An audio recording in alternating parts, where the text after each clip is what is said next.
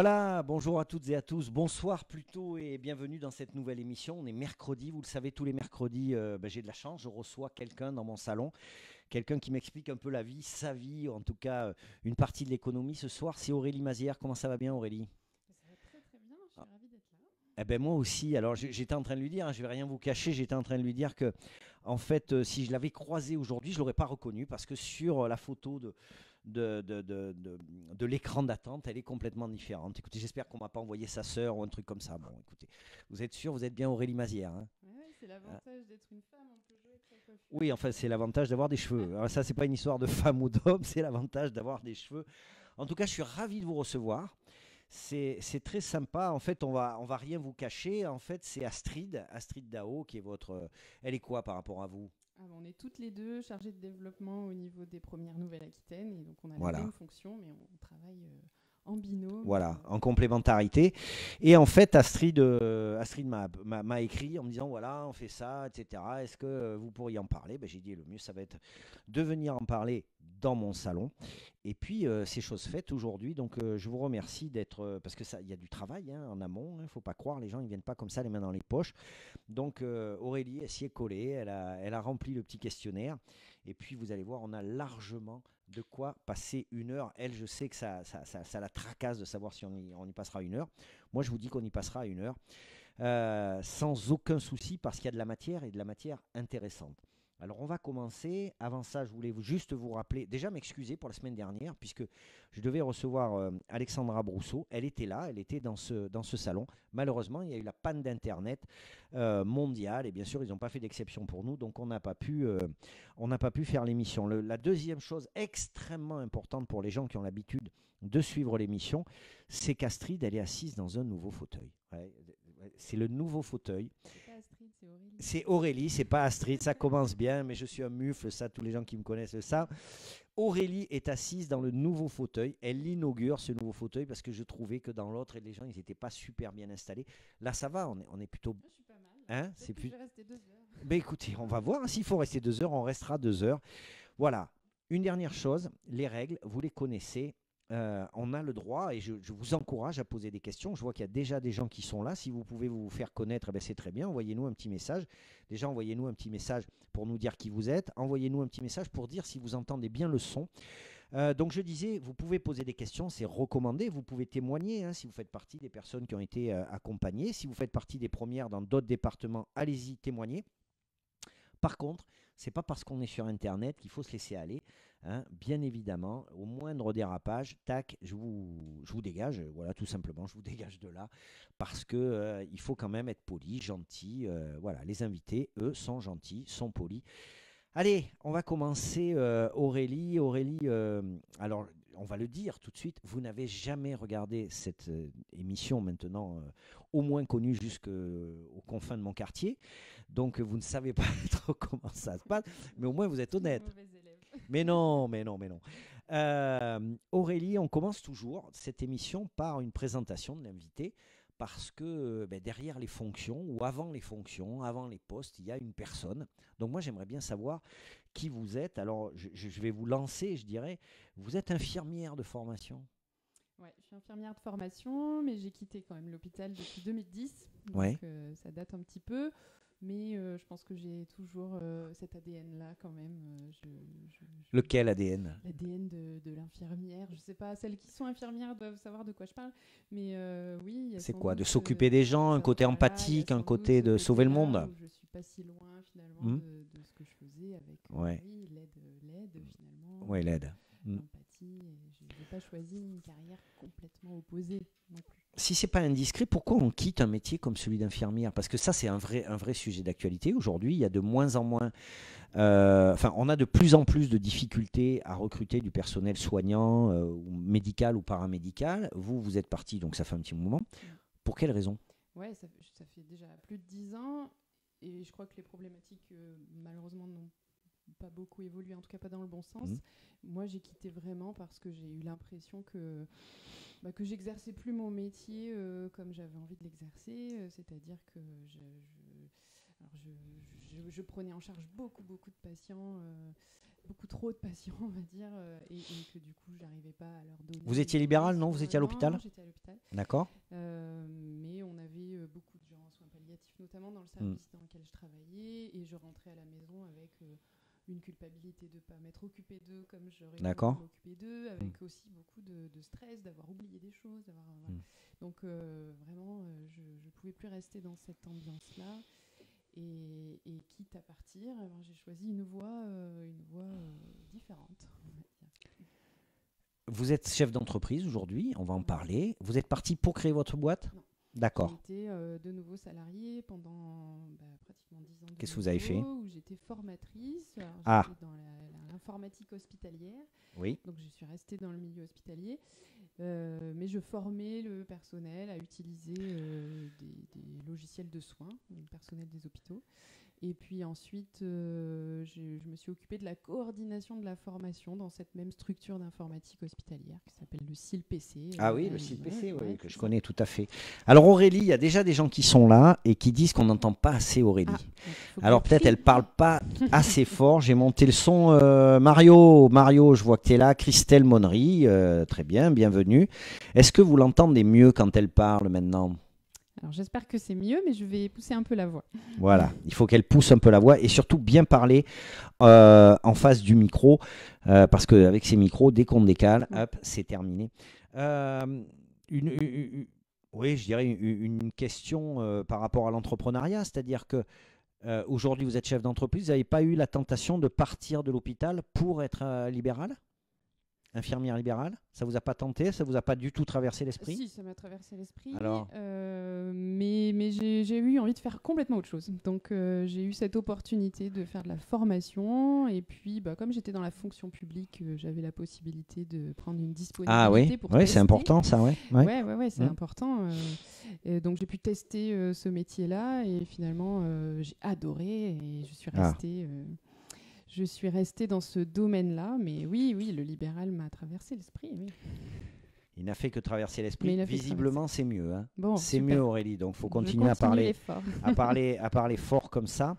Alors, chose qui... Ça ne nous regarde pas vraiment, mais c'est important dans votre parcours, puis c'est vous qui me l'avez écrit. Vous avez 4 enfants. Oui. Mais qu'est-ce que vous faites de tout ça?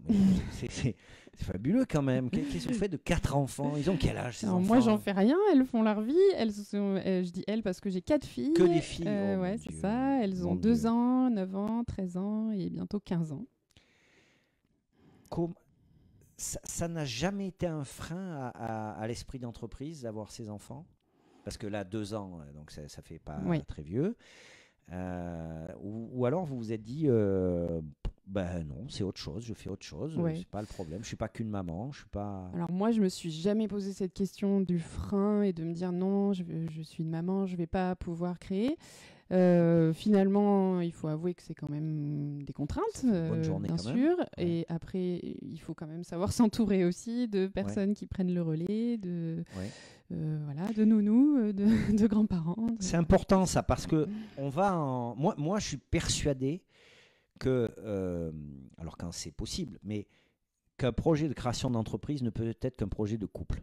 J'en suis persuadé. Après, je me trompe peut-être. Après, quand je dis de couple, ça veut dire que si on est avec quelqu'un, il n'y en a pas un qui peut ne pas soutenir l'autre dans ce projet-là.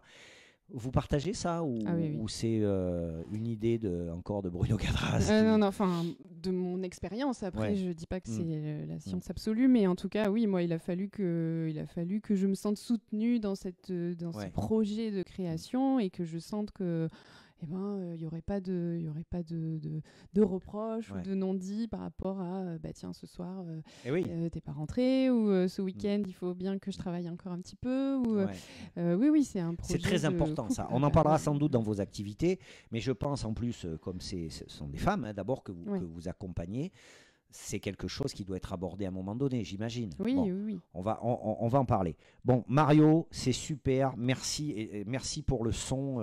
Nickel le son. Il dit, mais oui, elle fait beaucoup d'efforts. Qu'est-ce que tu veux? Puis moi, j'ai monté un peu le son. Donc, très bien. On va pouvoir continuer à discuter comme ça. Pourquoi chef d'entreprise? Alors, pourquoi chef d'entreprise? Moi, j'ai pas été chef d'entreprise pour être chef d'entreprise, mais j'avais envie surtout de créer ma propre activité avec surtout ma propre liberté, de pouvoir. Parce que vous êtes ingérable en tant que Parce salarié? non, je Vous pense êtes pas que je sois. insupportable? Non, C'est ça. je pense pas. Hein, je pense que je suis assez facile d'ailleurs. Mais non, j'avais envie de pouvoir créer, mais faire ce que j'ai envie de faire. D'accord. Et puis avec les horaires que j'ai envie. Et on parlait des enfants notamment, hein, ça fait partie Ça fait partie du choix de ouais, vie, du choix en fait. c'est ça. Qu'est-ce qui, d'après vous, fait que vous êtes une bonne chef d'entreprise? Sur quoi vous vous êtes appuyé pour bâtir? Parce qu'on se bâtit un peu son univers quand on est chef d'entreprise. Là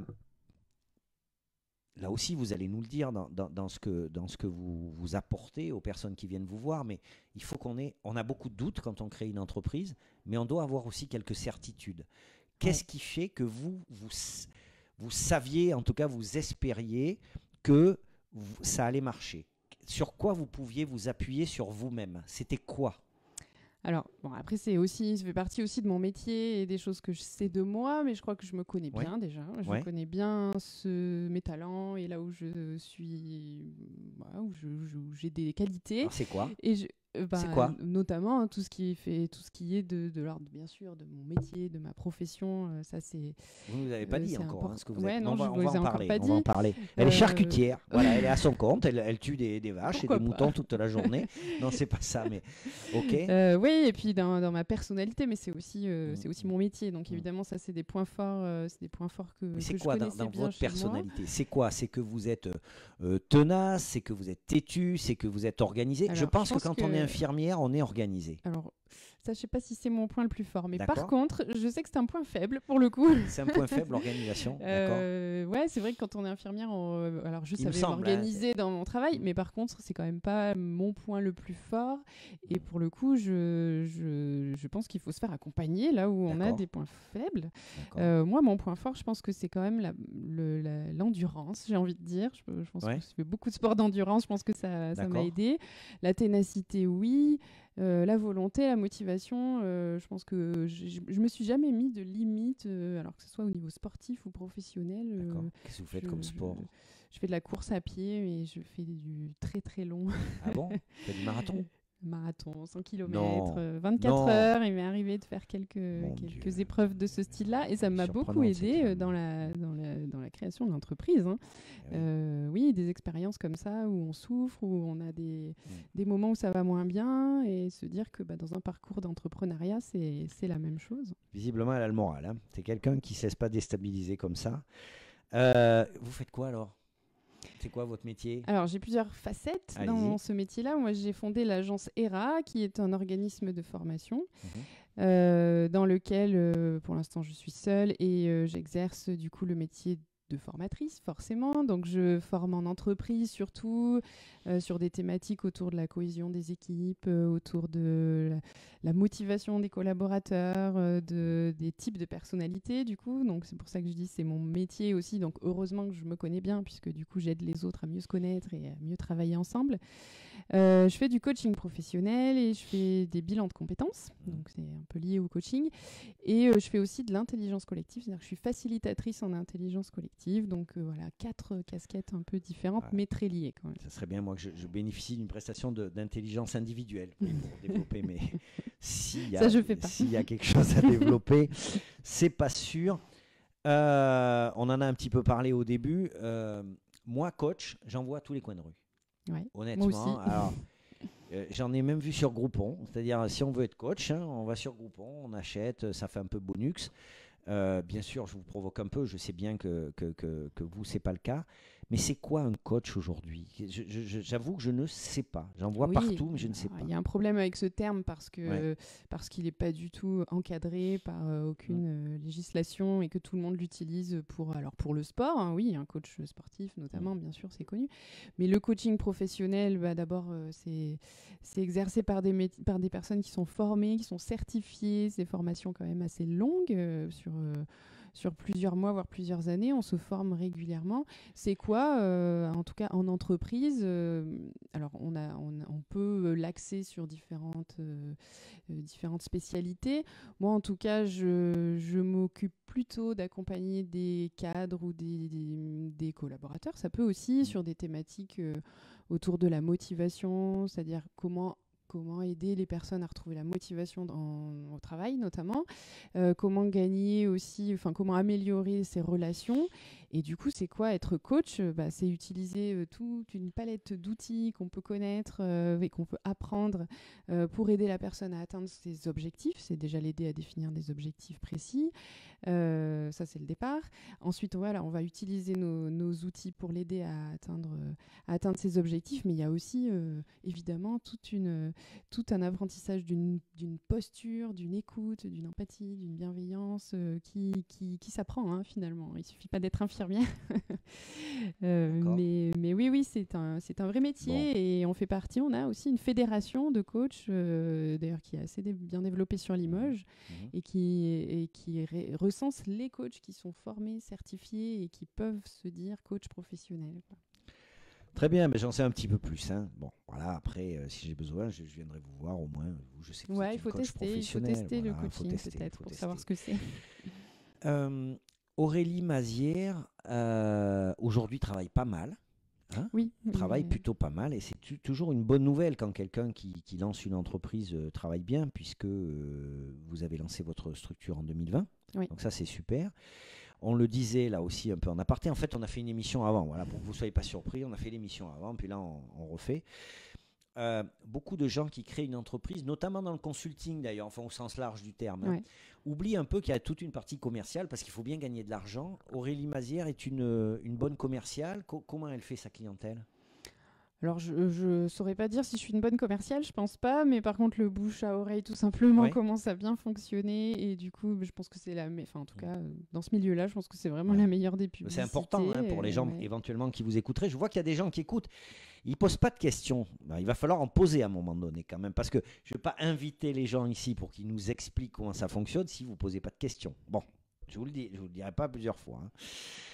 Bien, allez, on va commencer. On est là pour les premières. Oui.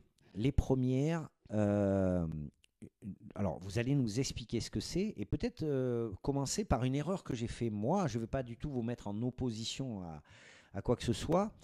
Ça n'est pas un club d'entreprise. Ça n'est pas un club d'entreprise, ce n'est pas un réseau d'affaires. Ce n'est pas un réseau d'affaires, c'est ça. On n'est pas là pour signer des contrats et s'auto-recommander, même si ça peut arriver, mais en tout cas, on n'est pas là pour ça. On ne vient pas là pour ça. Alors, c'est quoi ? Alors, c'est un incubateur pour créatrices d'entreprises ou équipes mixtes. Ah oui, ça, on va en parler. On va en parler de cette histoire. C'est-à-dire, nous, on peut y aller, mais quand on est accompagné, c'est un peu comme en boîte. Je ne sais pas. C'est ça. Voilà. Donc, c'est un incubateur qui existe sur toute la France, hein, voire même dans les dom-toms. Oui, c'est vrai. Et donc, il y a une antenne qui existe à Bordeaux et du coup, qui a développé Périgueux, Angoulême, Périgueux, sur la Nouvelle-Aquitaine et Limoges. Limoges. D'accord. Donc, on accompagne des femmes créatrices, donc soit qui sont au stade de l'idée. Voilà, j'ai une idée de création, mais je ne sais pas trop par où commencer. J'ai besoin d'affiner mon idée. Voilà, on commence à ce niveau-là, jusqu'à des femmes qui ont créé depuis moins de 3 ans. Donc, on les accompagne à la création. De la partie, on va dire, très classique du business plan et de trouver ses financements, jusqu'à des choses beaucoup plus... qu'on trouve en tout cas beaucoup moins souvent dans tous les autres réseaux de création d'entreprise, autour de la posture, du leadership, de sa posture de chef d'entreprise. Il existe plein de trucs déjà. Il existe plein de structures pour accompagner les personnes qui créent des entreprises. Qu'est-ce que ça a de plus ?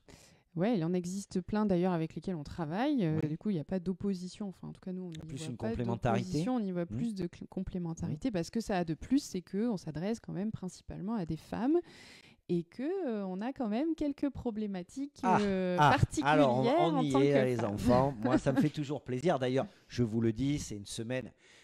moi, ce n'est pas comme ça que je l'avais vu, hein. C'est juste l'anecdote. On peut dire que c'est l'entrepreneuriat au féminin parce que je vous redonne rendez-vous mercredi aussi.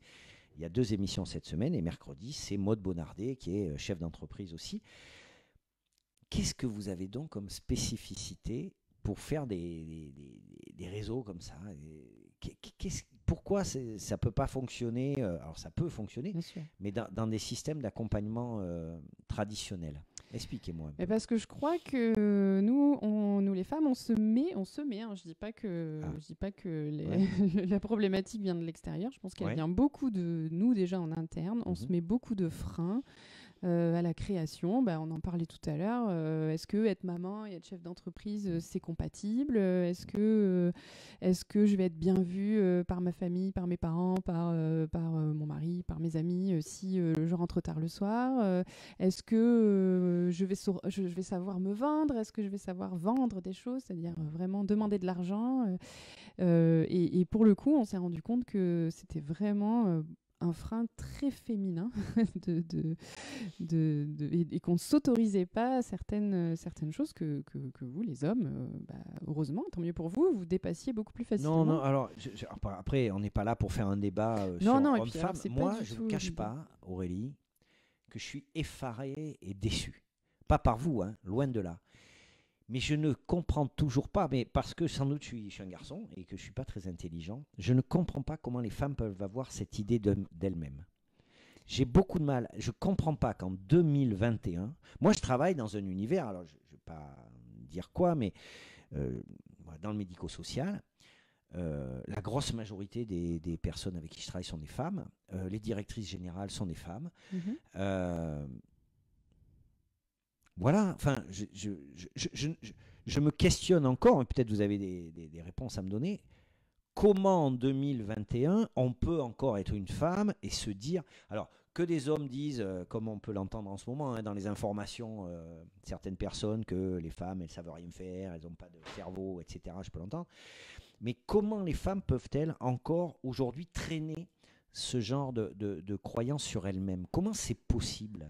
Parce que les choses ont commencé à changer, ça c'est vrai, mais quand même depuis pas si longtemps que ça, et que je pense que dans notre éducation aussi, on a vraiment, on a gardé, et puis on a intégré cette idée que la femme, alors je ne veux pas dire qu'elle doit être à la maison, hein, on n'en est plus là, mais je pense qu'il nous reste quand même des choses de ça, en tout cas la femme doit être une bonne maman. D'ailleurs, ce qui ne veut pas dire qu'une chef d'entreprise n'est pas une bonne maman, mais je pense qu'il y a ces idées-là quand même qui sont restées. Et puis d'ailleurs, c'est vrai qu'il y a beaucoup de directrices femmes, mais quand même statistiquement, les chefs d'entreprise sont en majorité des hommes. Oui, alors après, ça c'est pareil, on ne va pas faire le débat là, mais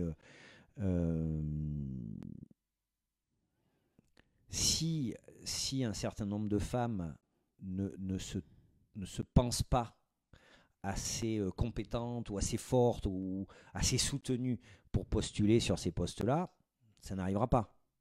C'est ça, pour ça qu'on est là. C'est ça aussi.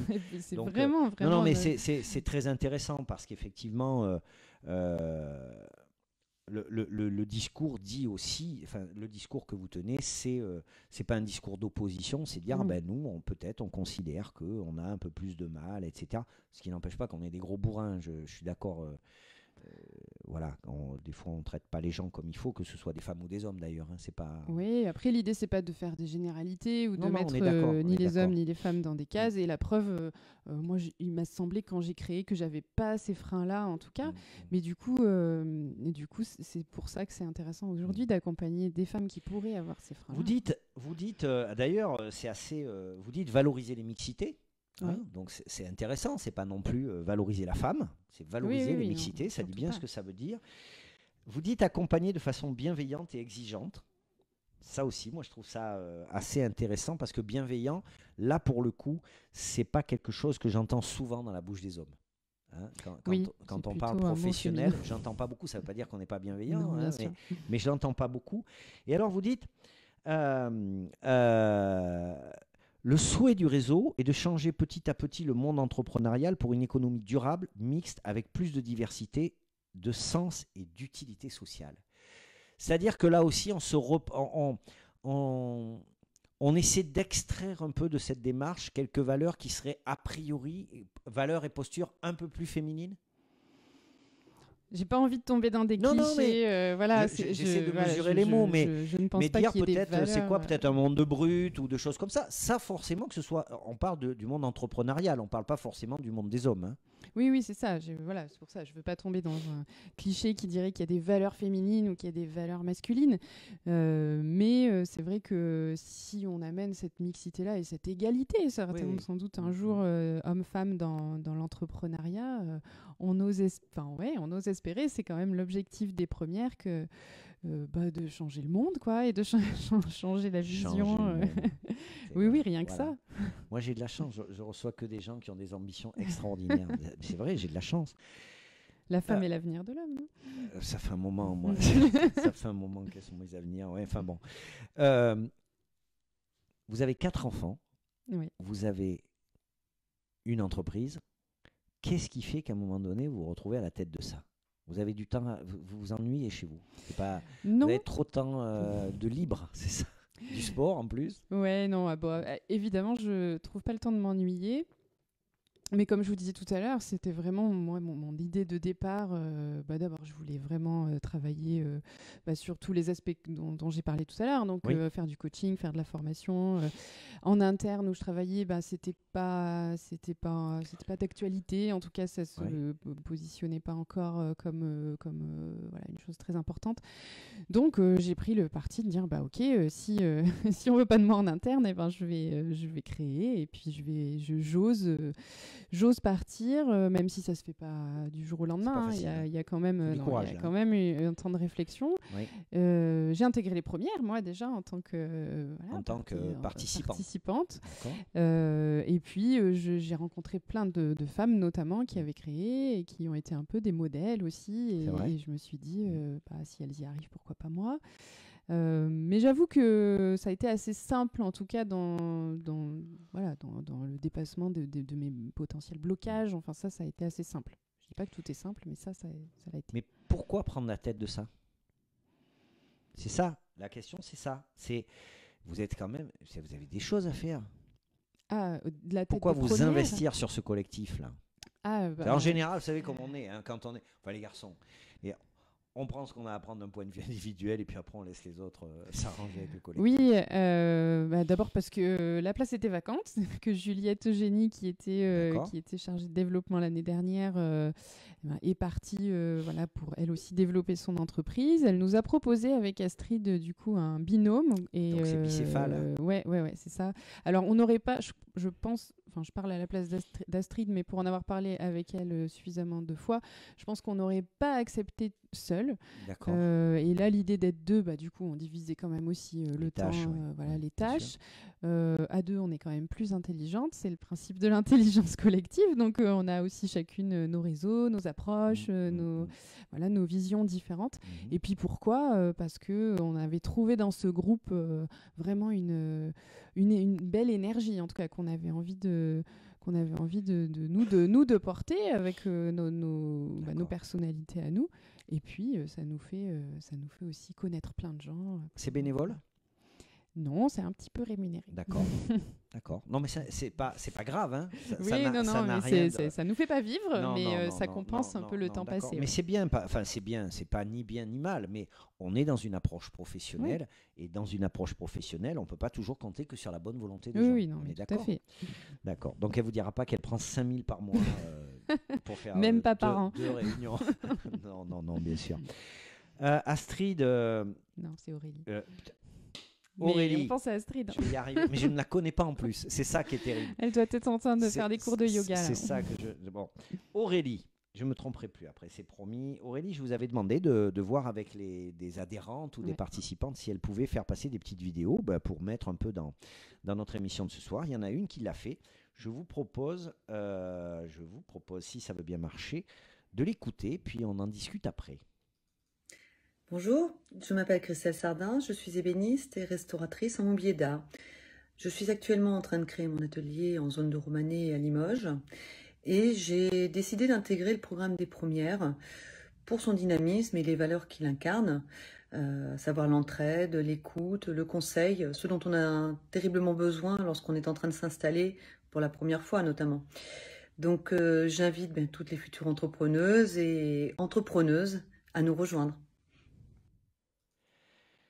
Voilà, c'est un exemple. Ouais. Quelqu'un qui témoigne, c'est plutôt sympa. D'ailleurs, Ouais. on la remercie. Comment elle s'appelle déjà? Christelle Sardin. Christelle Sardin. Elle est ébéniste Ouais. elle a déjà une entreprise. Oui, elle nous a rejoint depuis très très peu de temps, là, depuis vraiment quelques semaines. Elle a déjà son entreprise et c'est une vraie reconversion parce que je ne saurais plus dire le métier qu'elle exerçait, mais alors pas du tout dans ce milieu-là. Elle a fait une formation du coup vraiment assez longue pour devenir artisan d'art et c'est une belle reconversion. Mais voilà, elle démarre, elle a besoin de développer, elle a vraiment besoin de s'outiller, elle a besoin de partager plein de choses, d'avoir des expériences. Et c'est ce qu'elle dit, qu'elle trouve ça en tout cas dans le réseau des premières. Ça nous donne une première info aussi sur les premières, c'est que on peut venir vers vous quand on veut développer son entreprise. Oui. Aujourd'hui, 18 personnes, 18 femmes font partie du groupe. Un atelier par mois. Expliquez-nous. Oui. Alors les premières, oui, c'est d'abord un atelier par mois autour de thématiques très très larges. Alors bien sûr autour de l'entrepreneuriat, mais ça peut être des choses très classiques comme le business plan, les outils juridiques, des choses qui sont déjà proposées d'ailleurs par d'autres structures éventuellement.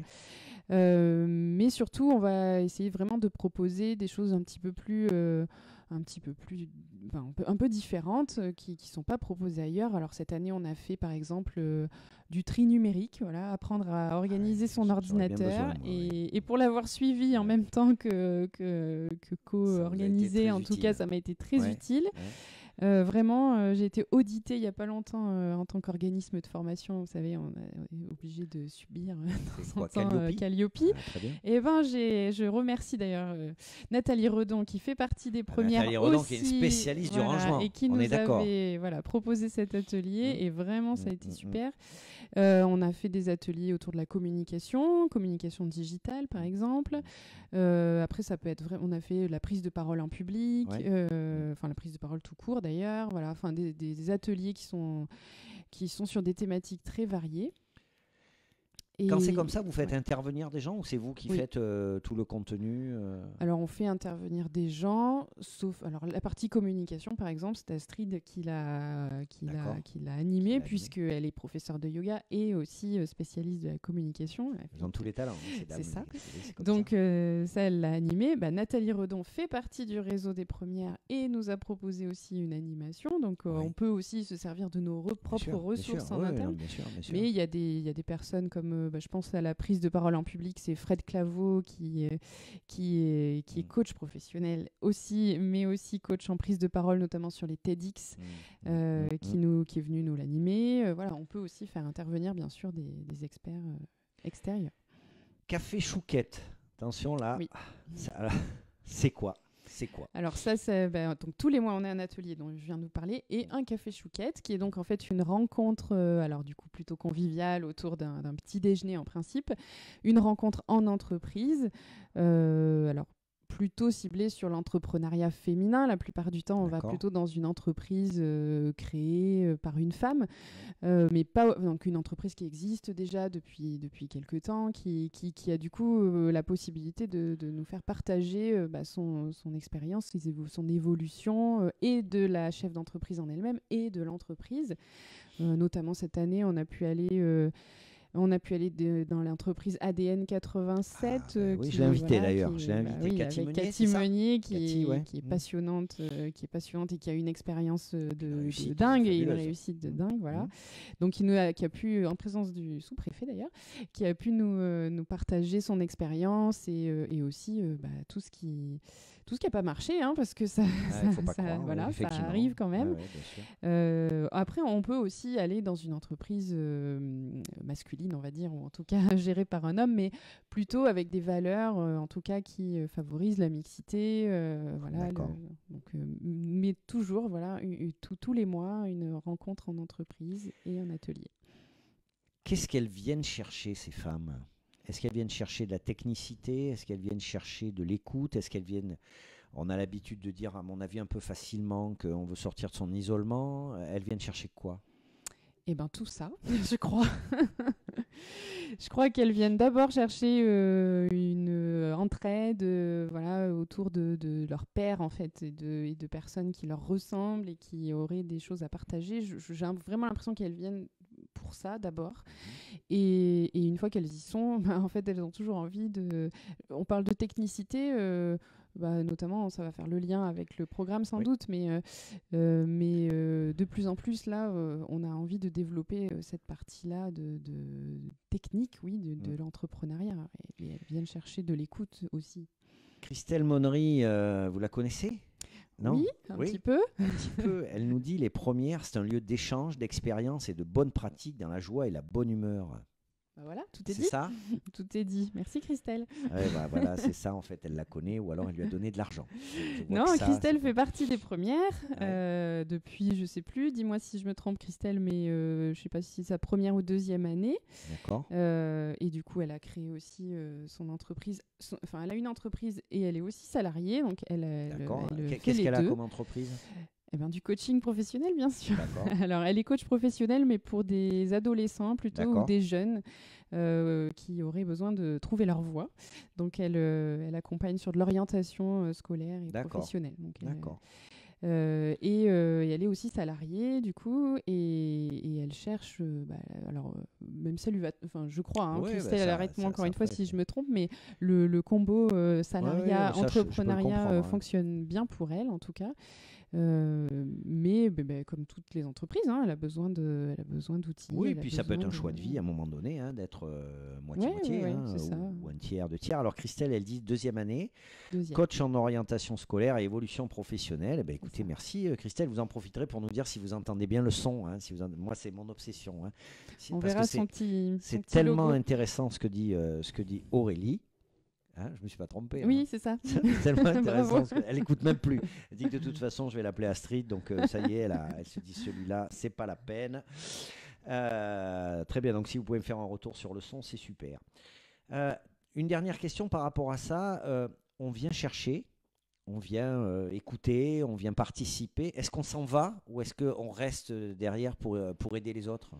Alors, a priori, on reste, la preuve, Christelle, deuxième année, mais on reste pas non plus trop longtemps, puisque c'est 3 ans. Donc, c'est 3 comme les ans couples, après en fait. la création. Voilà, c'est le cap de 3 ans. Au bout de 3 ans, on rentre... Enfin, moi, c'est ce qui m'est arrivé, mais... D'accord. Ouais, donc on reste pas trop. Alors à moins après de devenir chargé de développement comme nous, mais sinon a priori c'est plutôt autour de la création et de l'entrepreneuriat. Donc une fois que ça roule, j'ai envie de dire, ils peuvent nous lâcher et voler de leurs propres ailes, quoi. Christelle, je vais en profiter puisque vous êtes là. Il n'y a pas 50 000 témoins, donc je vais en profiter. Comme ça, vous participerez à l'émission. On va attaquer le programme Elle Décolle. Hein. C'est aussi pour ça que vous êtes venu ce soir. Donc, effectivement, merci pour le son. Le son est nickel pour vous deux. Moi, ce que je voudrais que vous me disiez, Christelle, c'est ce que vous a apporté justement techniquement la participation aux premières. Voilà, parce que bon, le reste, on est d'accord, d'échange d'expériences, des bonnes pratiques, la joie, la bonne humeur, très bien. Mais peut-être s'il y a des gens que ça intéresse, parce que là aussi, je voulais le dire, mais c'est que l'émission elle sera rediffusée en replay, 50 fois. Donc, voilà, s'il y a quelqu'un qui se pose des questions, elle peut se dire, voilà, là au moins je peux aller apprendre ça ou bénéficier de tel ou tel conseil. On va passer, si vous le voulez bien, à Elle Décolle. C'est ça, hein, c'est le programme Elle Décolle. Elle Décolle. Qu'est-ce que c'est que ça? Alors là, c'est l'actualité brûlante. Ah oui, là, on démarre le 21. Donc, on chauffe. Donc, Elle Décolle, elle comme Limoges, et elle comme elle comme Limoges aussi, quand même. Oui, vous savez pas, le logo, c'est une petite gare qui décolle. Ah Donc, Elle comme Limoges, oui, c'est vraiment le programme Made in Limoges. C'était vraiment notre objectif avec Astrid, c'était de pouvoir mettre en place ce programme dont on parle depuis plusieurs années, mais les premières à Limoges, c'est que depuis 3 ans, hein, donc il a fallu quand même mettre en place le groupe. Et cette année, enfin, ce programme de formation sur 7 mois, où là, vraiment, on va rentrer dans dans des nouvelles compétences de chef d'entreprise et on est ravis que ça démarre enfin. Alors, 7 mois, d'octobre à avril, j'ai tout sous les yeux là. Hein. Oui. On est d'accord, j'ai rien retenu, c'est tout marqué. 6 sessions de co-développement. Qu'est-ce que c'est que le co-développement ? Alors, co-développement, ça tombe bien, c'est moi qui vais les animer, ça. Donc ça va fait... être super. Voilà, ça va être super. Ça fait partie de mes compétences de facilitatrice en intelligence collective. Donc l'idée, c'est vraiment, outre les ateliers qui vont amener des compétences, là, et qui sont plutôt en mode formation, le co-développement, ça vient en plus. Et l'idée du on appelle ça le co-dev, classiquement. Co-dev, excusez-moi. Donc l'idée, c'est qu'elles arrivent avec toutes ou pas d'ailleurs, une problématique. Voilà, elles arrivent, j'en sais rien, au mois de janvier, elles ont commencé leur business plan et puis il y a quelque chose qui coince, il y a un blocage. Tout le monde va arriver avec sa problématique. Et bien tout ensemble, du coup, pendant 3 heures, une fois par mois, on va, suivant vraiment un processus très, très précis, hein, on va pouvoir régler le problème de la personne qui arrive. Ensemble. Ensemble. C'est ça. Voilà. C'est-à-dire que moi, si j'étais une femme, j'arrive avec une problématique ou une thématique qui me... Voilà, c'est pas d'ailleurs forcément une problématique. Hein. Non, ça peut être une thématique où on a envie d'explorer. Liée au développement de mon entreprise ou à la création de mon entreprise. Ma voisine dans le même groupe en a une autre. Et en fait, c'est ensemble qu'on réfléchit sur nos deux thématiques. Alors, on verra en fonction des problématiques, mais l'idée c'est que là il va y avoir potentiellement 10 personnes, si elles arrivent avec 10 problématiques, on va pas pouvoir les traiter les 10, donc il y aura un vote tout simplement. C'est ça aussi l'intelligence collective. Femmes, et on votera en principe pour une problématique qui nous touche aussi. Voilà, donc à faire, ma collègue a cette problématique-là, mais en fait, moi, je l'ai aussi. Et c'est vrai que si on travaille dessus toutes ensemble, en fait, tout le monde y gagne. D'accord. Et là, on est d'accord que c'est le groupe qui auto-règle. Ah oui. Là, vous ne faites pas venir de spécialistes, de machin. Non. Moi, je suis là pour faciliter, du coup, c'est tout. Je prends vraiment ma posture de facilitatrice et je n'amène absolument pas de réponse parce que c'est pas mon rôle. Là, il n'y en a pas. Et l'idée, c'est que les solutions, s'il y en a, ou les idées, viennent de la créativité du groupe, quoi. Bon, ça, c'est intéressant. C'est quand même vraiment intéressant. Ce qui est très intéressant aussi, c'est le comité de fin de parcours. Ouais. Parlez-moi un peu, dites-moi.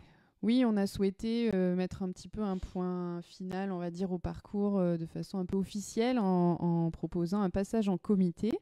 Donc ce comité sera composé alors on est en train de le constituer, mais de 8 à 10 personnes issues, alors qui ont l'habitude en tout cas de voir passer des projets de création. Donc il va y avoir des personnes de banque, de la CCI, des comptables, mais aussi des gens qui sont habitués à la prise de parole, parce qu'il y a bien sûr il y a le contenu du projet, mais il y a aussi comment je le présente. Il va y avoir des personnes de France Active, par exemple, qui sont habituées à toute la partie financement, des personnes de pépinière d'entreprise, enfin voilà, des personnes qui ont l'habitude de voir ces projets et qui, du coup, ont un avis quand même éclairé là-dessus. Voilà, bon, après, l'idée, c'est d'avoir quand même un comité qui est bienveillant et constructif, surtout. On reste dans la bienveillance. Des gens qui désignent chacune. C'est ça, l'idée, c'est pas d'arriver et dire ben non, celui-là, il tient pas la route. Non, mais par contre, c'est d'amener des conseils. L'idée du programme, c'est de bâtir son business plan. Voilà, d'accord. Et donc, elles arriveront devant ce comité avec un business plan construit, mais aussi on va les faire travailler sur la prise de parole, justement sur le pitch, de façon à ce qu'elles puissent arriver devant ce comité avec quelque chose de construit. Déjà, moi, ce que ça m'inspire, c'est ce comité de fin de parcours. Ça veut dire que vous avez une légitimité dans le paysage local.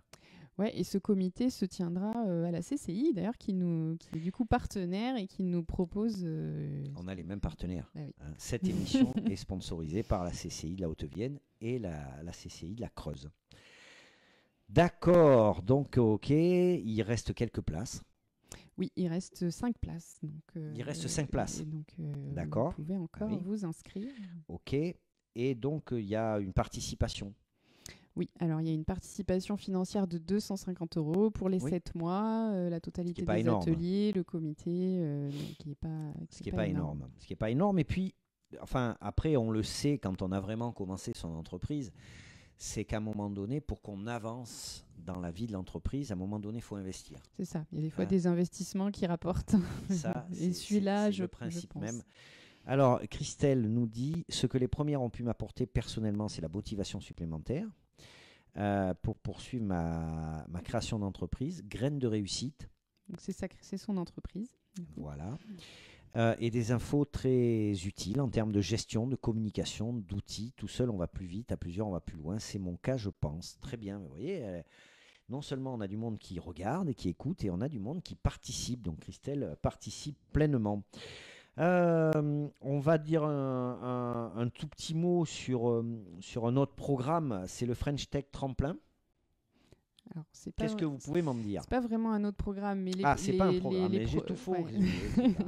Donc les premières Nouvelle-Aquitaine, là sur le coup pour Bordeaux, font partie de ce programme-là, mais c'est pas un programme que nous on va dispenser au même titre que LDécole, mais par contre, il va nous permettre de rentrer dans le cadre, en tout cas, de l'accompagnement des femmes des quartiers politiques des villes.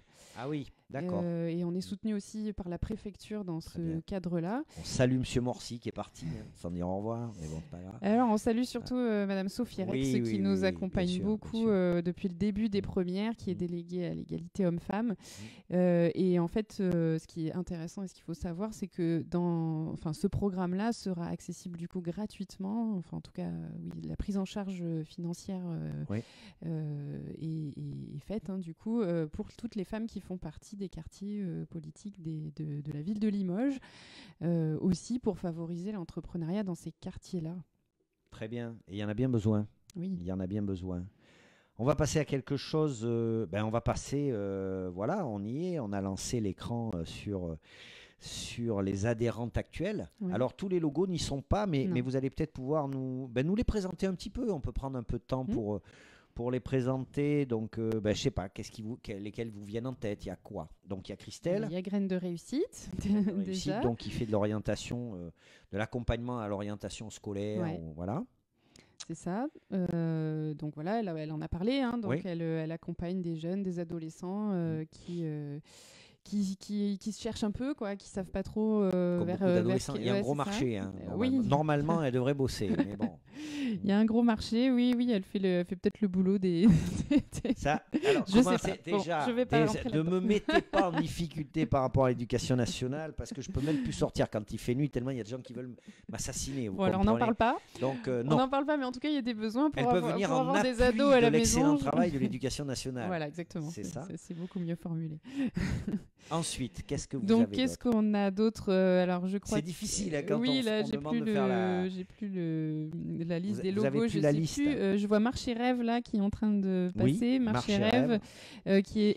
Alors là, c'est Emmanuel Collado qui fait partie aussi du réseau des premières, qui propose des.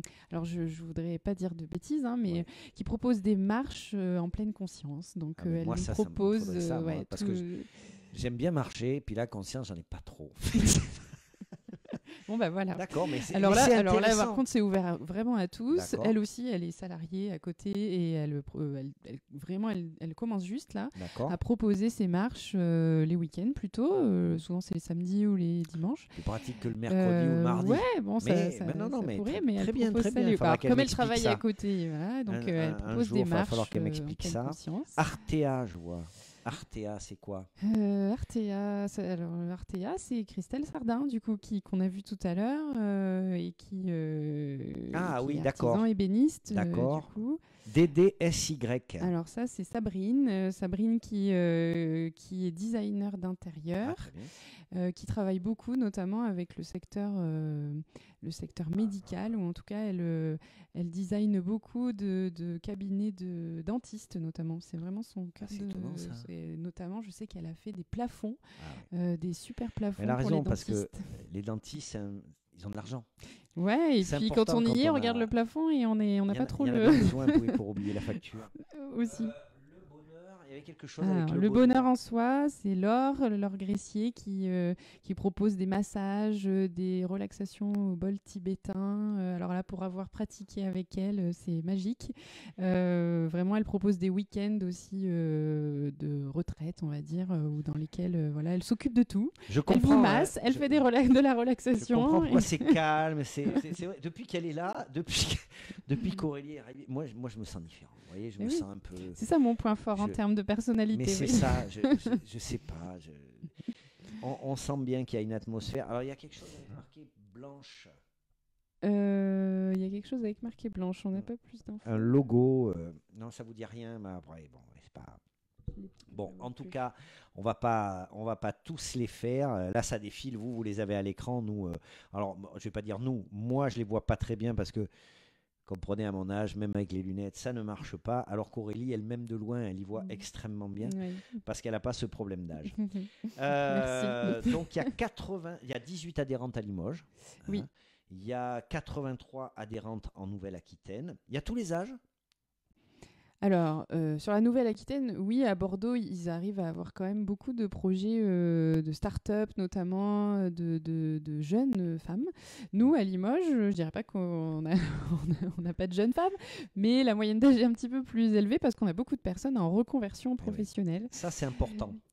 C'est-à-dire que vous dites, effectivement, la quasi-totalité des personnes en reconversion qui ont subi une partie de leur carrière professionnelle en tant que salarié avec une sensation d'ennui, d'insatisfaction, de désalignement. Alors, désalignement, ça, je pense que c'est votre boulot c'est ça, voilà. C'est mon boulot qui parle. Moi, c'est quelque chose que je remarque, ça, effectivement, aussi beaucoup dans les reportages que je fais. Je vous l'avais dit, je rencontre beaucoup de gens qui créent suite à une rupture, suite à une cassure, et quelque chose où ils ont été assez touchés. Est-ce que c'est pas un peu un danger ? Alors oui, pour le coup, je vais prendre aussi ma casquette de coach et puis de consultante en bilan de compétences, parce que je vois aussi plein de gens arriver dans cet état d'esprit-là de j'en peux plus, quoi. Le salariat, j'en peux plus. Pour le coup, je me sens complètement... Quand je dis désaligné, c'est j'ai des valeurs et finalement, la façon dont on me demande d'exercer mon métier ne correspond plus à ces valeurs. On peut reparler de moi et de mon métier d'infirmière, mais on est vraiment là-dedans. Du coup, le risque, oui, c'est de se jeter à corps perdu dans quelque chose que j'idéalise. La création d'entreprises médicaments ? Oui, on peut. En tout cas, c'est le risque. En tout cas, la tentation ? Oui, c'est clairement. Et donc, on ne crée pas risque. forcément pour les bonnes raisons ? Ça peut arriver ? Ça peut arriver, et c'est pour ça que aussi les premières notamment, mais d'autres réseaux aussi, existent et sont là pour aussi diagnostiquer, j'allais dire, si on reste dans le vocabulaire médical, mais ce genre de création. Oui, parce que les gens, ils peuvent y perdre. Complètement, ça perdre coûte du temps, perdre de l'argent. Ça coûte, plein de choses de créer une entreprise. On pourra toujours dire que c'était une expérience enrichissante, mais c'est vrai que c'est quand même, mieux quand ça marche, quoi. Donc, oui. Le programme notamment d'école et l'accompagnement des premières est là pour mettre le doigt sur ce type de création qui... Oui, justement, pour amener les gens, effectivement, en l'occurrence ces femmes-là, à avoir une sorte de vigilance et à faire le point vraiment sur leur motivation, leur capacité, etc. Et ça en fait partie. C'est ça. Alors, on avait prévu quelque chose, on va un peu inverser. On va parler du programme START, si vous le voulez bien. Oui. Je vais lancer le truc. Voilà, le programme START va s'afficher. C'est quoi le programme START ?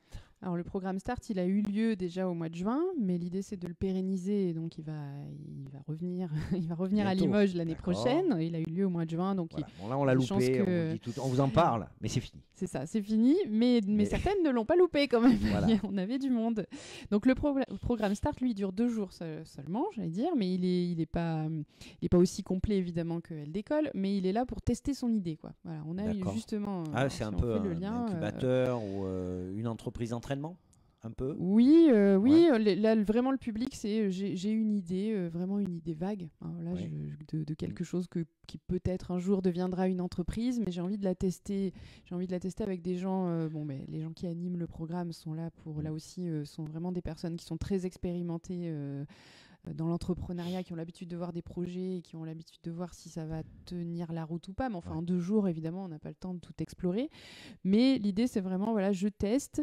Je teste aussi auprès de mes pairs et du coup des autres personnes qui sont là. Je parle de mon idée. On commence à ébaucher quand même une stratégie de business plan. Et je sors en ayant soit vraiment une motivation exacerbée en disant bah oui, a priori ça va marcher et je vais pouvoir continuer avec le programme Elle d'école, pourquoi pas, ou au contraire cette idée comme ça, en tout cas elle va pas fonctionner comme ça veut pas dire qu'elle va pas fonctionner du tout, mais j'ai besoin d'aller plus loin, j'ai besoin de faire maturer, j'ai besoin de m'entourer aussi, pourquoi pas. Et alors justement, sur ce programme-là, comment ça s'est passé la majorité a continué, il y en a qui ont pris un peu de recul, comment ça s'est passé? Alors, on a eu beaucoup déjà de premières existantes, on va dire, donc des filles qui faisaient déjà partie du réseau et qui ont... Donc, elles continuent, en fait, ça faisait partie de du process de création. A priori, j'ai pas entendu dire que certaines ont été complètement démotivées et voulaient arrêter. Par contre, je sais que certaines ont revu un peu ont régulé un peu leur projet, ont redimensionné peut-être, repensé, réfléchi. Tiens, une question que je voulais vous poser depuis un moment et que je ne vous ai pas posée. Tout simplement, les femmes viennent vous voir, elles ont des projets. Il y a un monsieur peut-être dans les parages. Sans le monsieur, c'est pas un bon projet. Est-ce que un projet... Non, sans monsieur. C'est pas sans monsieur ou dame d'ailleurs, c'est pas le problème. C'est que quand on est en couple, c'est difficile d'avoir un projet de création si, à un moment donné, ça fait pas partie d'un projet commun, d'une acceptation commune en tout cas, ou voilà. Oui, on en a parlé un petit peu au début, mais oui, l'acceptation du couple, c'est sûr que c'est nécessaire et que... C'est un projet de vie, quoi, quelque part. Donc, les femmes que vous rencontrez, que vous accompagnez, elles l'abordent ça, elles le positionnent comment? Oui, elles l'abordent tout autant que je suis maman. Je suis aussi en couple. Après que je suis maman, c'est différent peut-être. C'est différent parce que je suis maman, elles ont fait le choix d'être maman, c'est bien la posture que vous avez par rapport aux enfants, qui est peut-être un peu différente de la nôtre d'ailleurs, mais enfin, j'en sais rien. Mais un compagnon ou une compagne qui suit l'aventure, qui encourage, c'est peut-être un peu différent.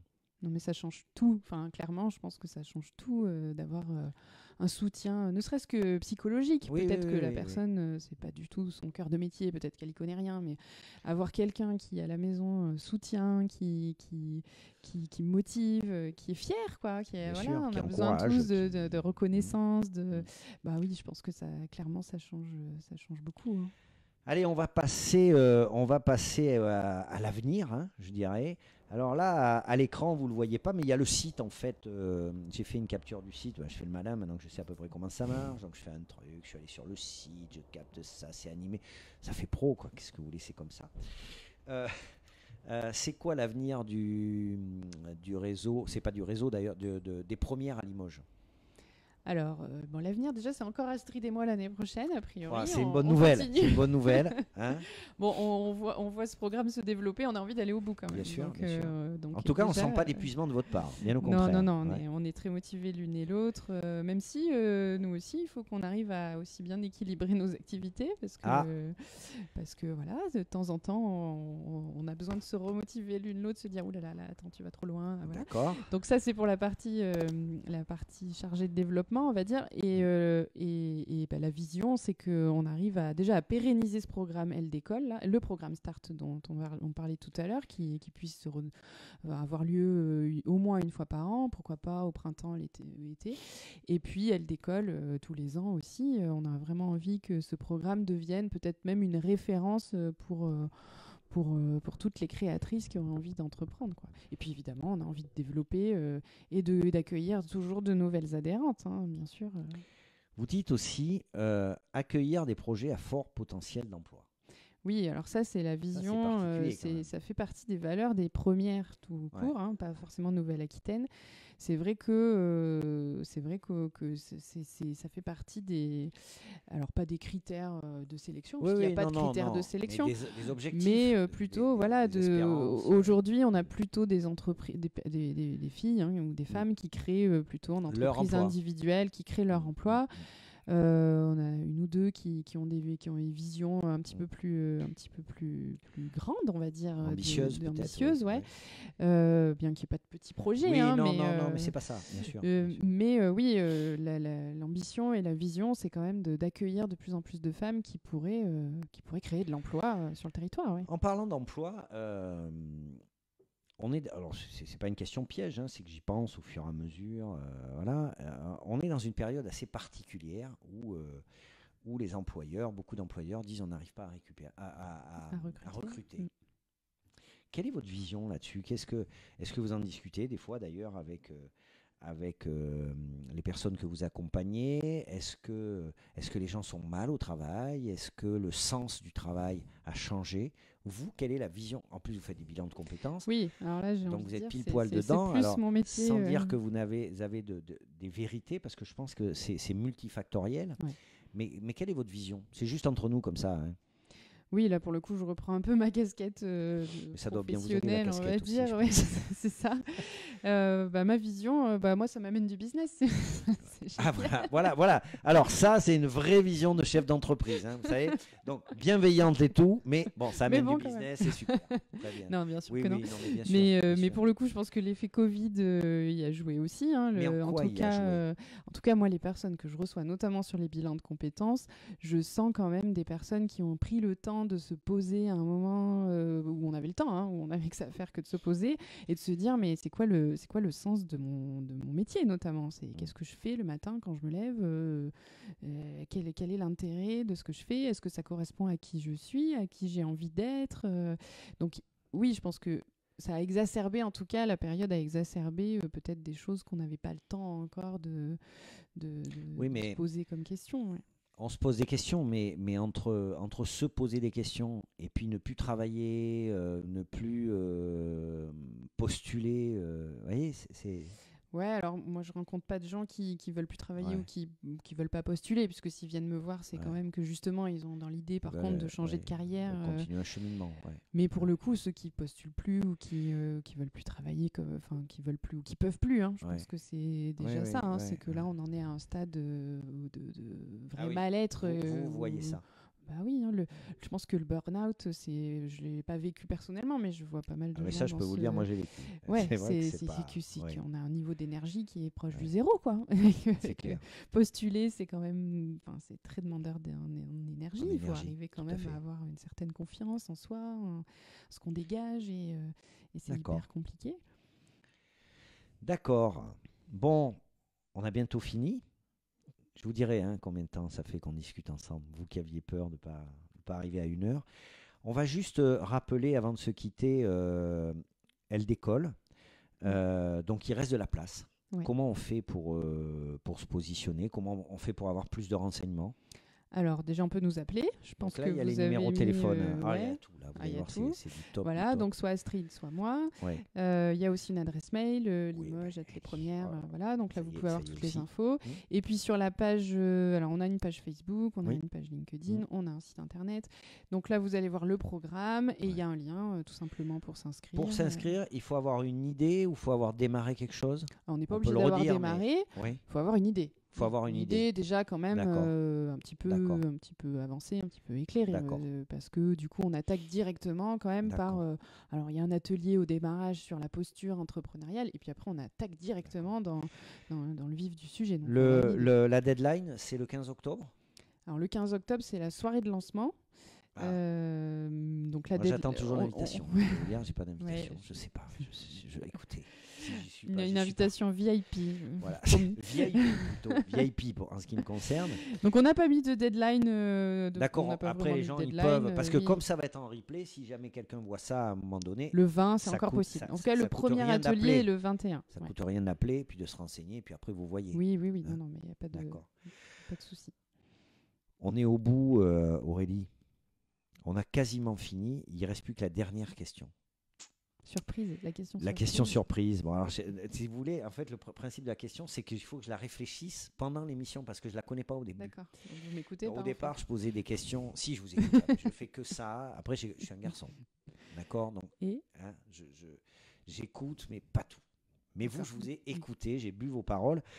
Au début, je posais des questions un peu, si demain vous étiez plus là, qu'est-ce que vous aimeriez qu'on dise de vous et tout. Alors, je me suis rendu compte au bout d'un moment, quelqu'un m'a dit, mais tu veux que les gens soient morts ou quoi? Alors, forcément, bon. Voilà. Non, on va faire un petit peu autrement aujourd'hui, mais demain, vous ne pouvez plus être chef d'entreprise, vous devez revenir salarié. Qu'est-ce que vous faites?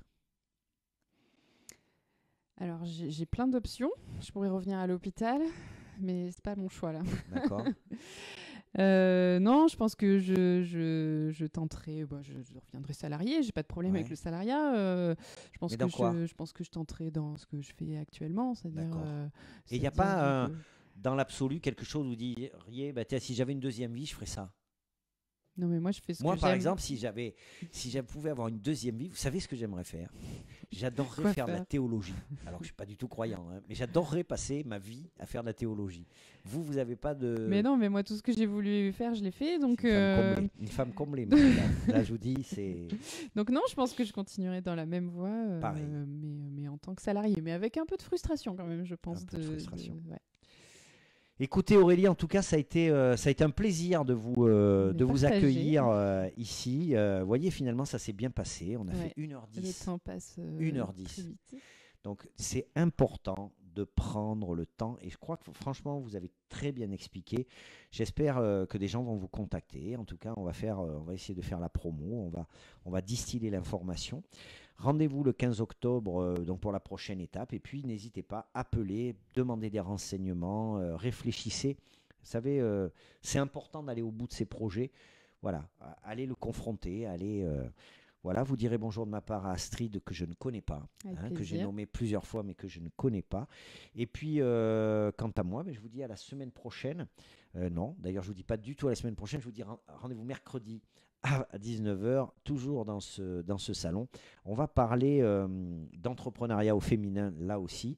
Alors, ce n'est pas du tout parce que c'est une femme, mais c'est parce qu'elle gère Babychou et ça va nous permettre de parler de ces métiers qui sont peut-être parfois occasionnels, des compléments de salaire, etc., voir un peu comment ça se passe et comment elle a vécu la crise Covid. Aurélie, merci beaucoup. À une prochaine fois, j'espère. Avec plaisir.